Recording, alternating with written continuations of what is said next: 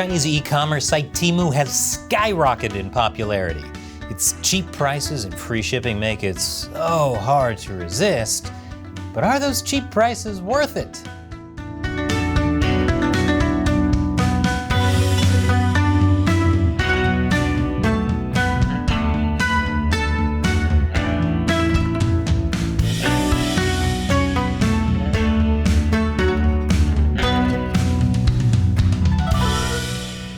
Welcome to China Uncensored. I'm Chris Chappell. Now, you've probably heard of it by now. Temu, the Chinese e-commerce company that has taken the place of Walmart as America's most scorned and yet most used shopping site. It's now ranked as the most downloaded app in all of the United States on both the iOS App Store and Google Play. Temu is also one of the most downloaded apps in Canada, the UK, Australia, and New Zealand. Not to mention many European countries. It first made a splash in the US by spending $14 million to advertise during the most watched sporting event in the country, the Super Bowl. Then it inundated social media through a mix of traditional advertising campaigns and an army of regular social media users and influencers. Now, as a YouTuber in this space, I have literally received an email from their team twice a week in just the last month offering to pay me money to make a YouTube video. When I saw comments of people asking about Temu, I was like, oh, that sounds familiar. Why do I know that? It's because I get emails from them in my business email every day wanting a collaboration. Y'all, this video is actually sponsored by Temu, so if you want to pick up some of this stuff, they are actually handing out coupons if you use the promo code that they gave me. And I'm sorry to say, if you aren't already getting ads for Temu on YouTube, you're going to now. Temu is like the phantom that appears in the mirror when you say its name 3 times. Except you only have to watch a video that mentions Temu and you'll start getting ads for it. Everywhere.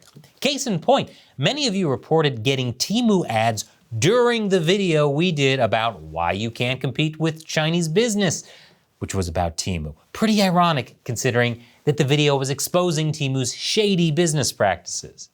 Speaking of which, we asked you guys in the video if you wanted us to do another video specifically about Temu, and many of you said you did, so here it is. As we reported before, Temu is a Chinese company. It's under its parent company, PDD Holdings. PDD was incorporated in the Cayman Islands, but until this year was based in Shanghai. This spring, it changed its address with the SEC to Dublin, Ireland, which seems like a part of a campaign to downplay Temu's connections to China.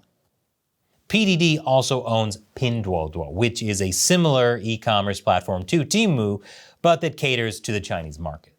Pinduoduo is still headquartered in Shanghai. Temu used to advertise its connection to PDD Holding in its About Us section, saying things like, Temu leverages parent company PDD Holdings' vast and deep network of merchants, logistic partners, and its established ecosystem. And in 2021 alone, PDD Holdings generated $14.7 billion in revenue. But since at least April, mentions of its parent company have been scrubbed from the site. Now the About Us section on Temu just says Temu was founded in Boston in 2022. Which is true, but it's also not the full story. It's true that Temu, which is actually known on paper as Whale Co. Inc., has its US headquarters in Boston. But when you look at the fine print on its website, Temu says it was incorporated in Delaware. Meanwhile, it also says in its arbitration agreement that any claims against the company will have to follow New York laws. Okay, so is the company in Massachusetts, Delaware, or New York? Well, we did find a Whale Co. Inc. registered in New York, but it was incorporated in 1994, long before even PDD Holdings existed, let alone Temu.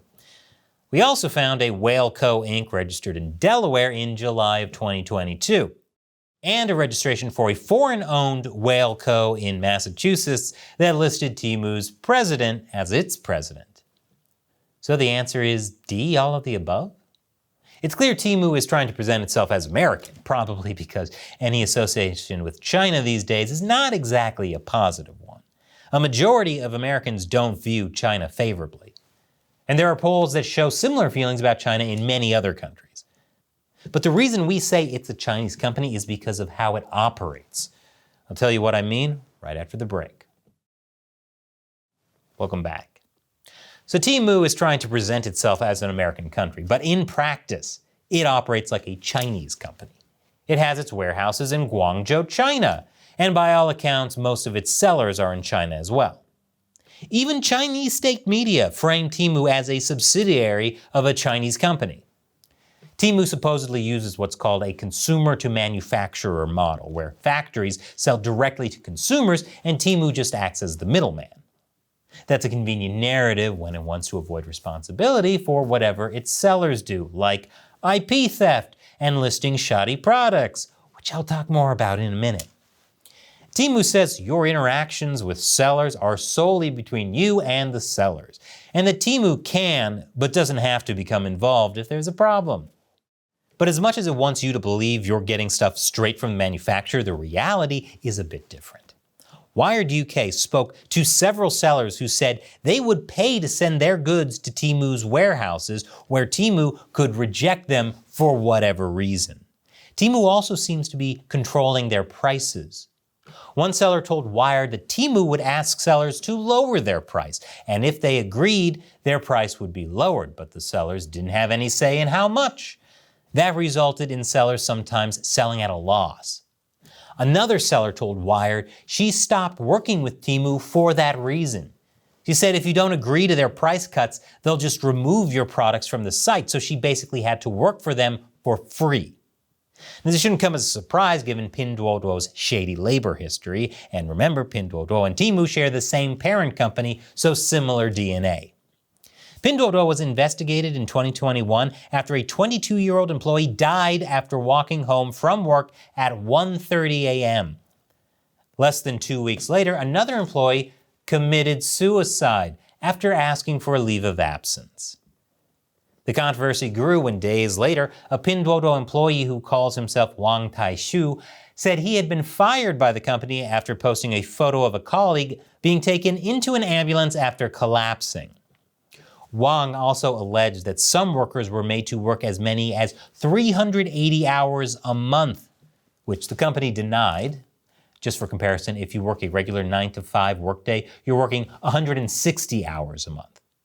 This lack of concern for the humans in its supply chain is just one of the reasons that Temu is able to offer things at such dirt cheap prices. No doubt this is one of the first things you've noticed about the company if you've ever looked at its products.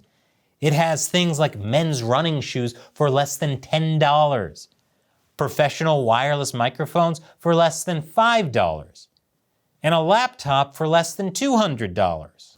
On top of that, you get free shipping on almost all orders. Its return policy says return shipping is free on your first return for every order within 90 days from the date of purchase. So at such cheap prices, free shipping, and most return shipping free, what could go wrong? Well, apparently a lot. I'll tell you more after this quick commercial break. Welcome back.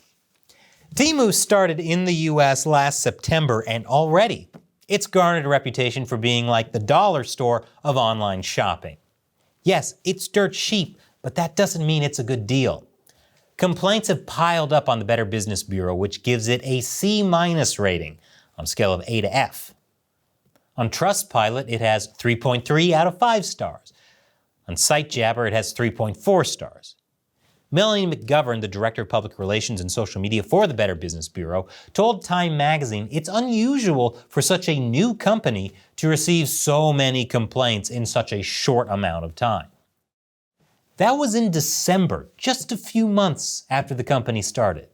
At that time, it already had 30 complaints. Now it's been around for 8 months, and the BBB shows over 500 complaints. Many of the complaints are about slow or no-show packages, bad or completely unresponsive customer service, mega delays for refunds, incorrect items, poor quality products, and malfunctions with the website or app.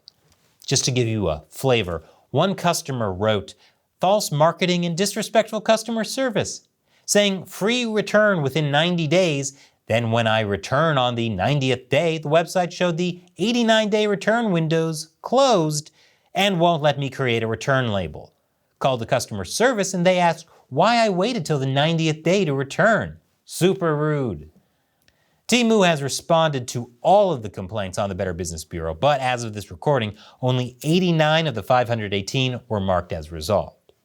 Now, as I'm sure you know if you've bought stuff on Amazon or any other site that sells a lot of Chinese products, not everything is bad. Some people have had really good experiences with Temu and would recommend it, especially people who are given free stuff to recommend it. You see, in addition to these bargain basement prices, Temu constantly bombards you with all kinds of offers. If you've seen people on social media asking you to click their Temu referral link, they're doing that because Temu is offering them free stuff in return.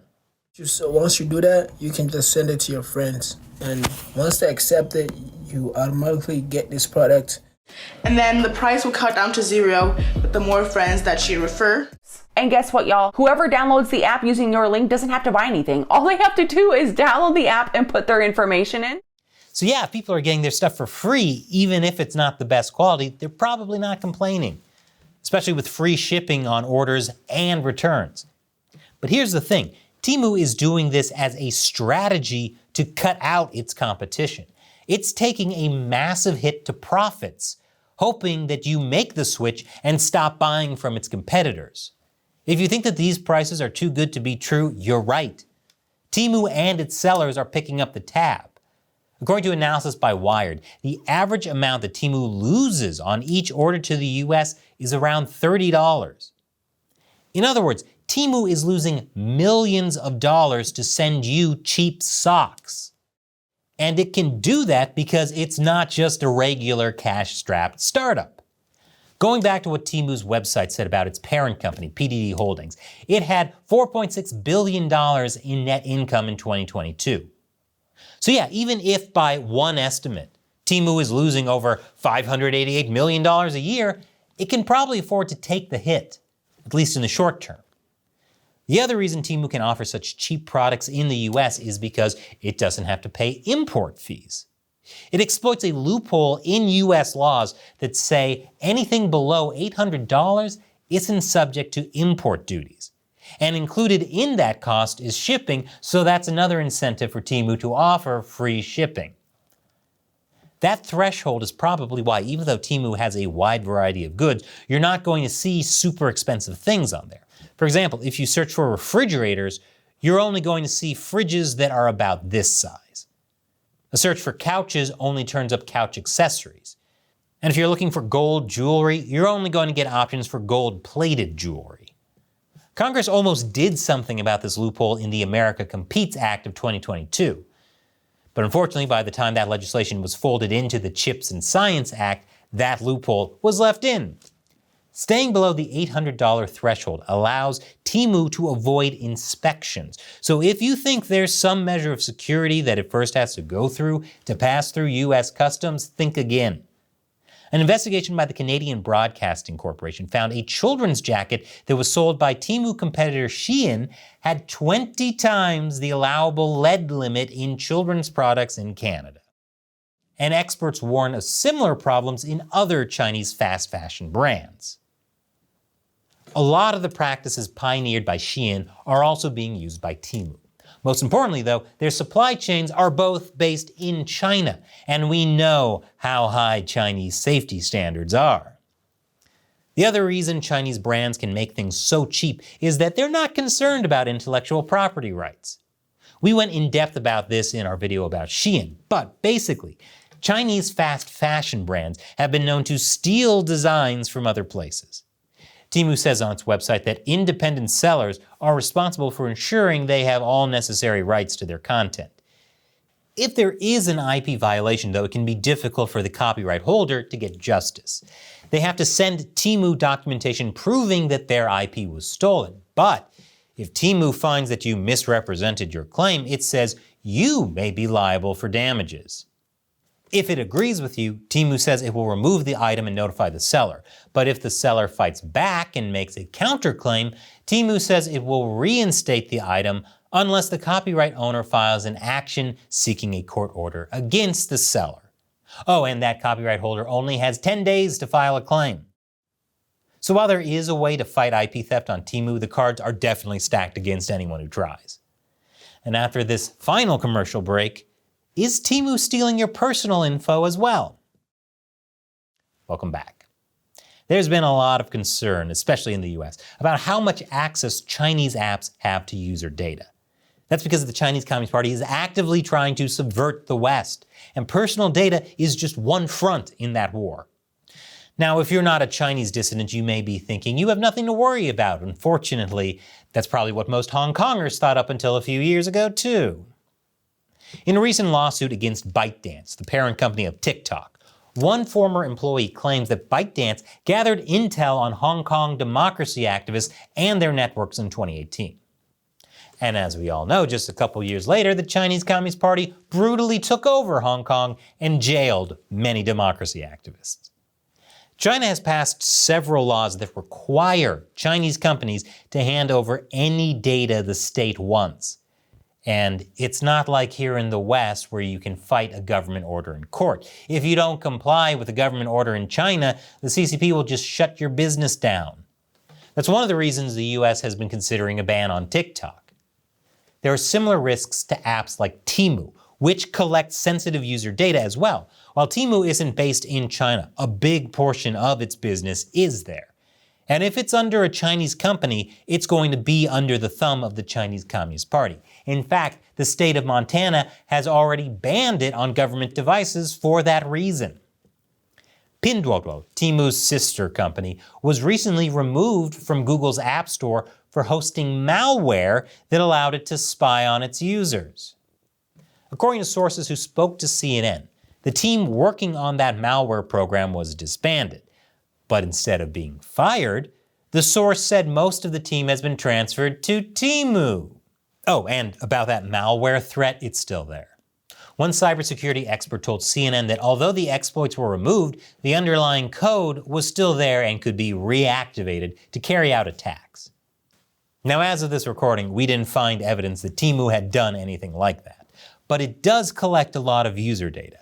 And it's not only aggressively pushing the download of its app, but constantly asks you to sign into an account to use its website. What we did find that was shady was a whole bunch of people reporting fraudulent charges on their accounts after buying from Temu. Here's a whole Reddit thread about the issue. Just doing a search for Temu on Facebook, we found a lot of similar fraud complaints as well. And while that could be just poor data security after what Pinduoduo did, I wouldn't rule out Temu somehow being directly involved. It isn't comforting either that Temu's terms of service say that under no legal theory shall Temu parties be liable for damages, including damages for loss of data. Maybe that's just standard legal language to shield it from liability. But considering this is a Chinese company, it takes on a much more sinister meaning. Now, if I hadn't convinced you that shopping on Temu is a bad idea by now, here's another thing. Temu and other Chinese fast fashion brands that exploit US import loopholes aren't exactly worrying about complying with US laws. The US Select Committee on the Chinese Communist Party found that Temu was flouting the Uyghur Forced Labor Prevention Act and even admitted it. That act was passed in 2021 to ensure that goods made with slave labor from Uyghurs in Xinjiang weren't being sold in the US. According to the Select Committee's findings, Temu admitted that it does not expressly prohibit third-party sellers from selling products based on their origin in the Xinjiang Autonomous Region. So while you might be able to get 5 pairs of socks for less than $3, just know those could be made with Uyghur blood, sweat, and tears. So what are your experiences with Temu? Let us know in the comments below. And remember, China Uncensored is able to keep making videos like this because of viewers like you. Visit patreon.com/China Uncensored to contribute on the crowdfunding website Patreon, or go to ChinaUncensored.locals.com to join us on our exclusive social media site on Locals. We rely on your support to help us keep making great episodes. Once again, I'm Chris Chappell. See you next time.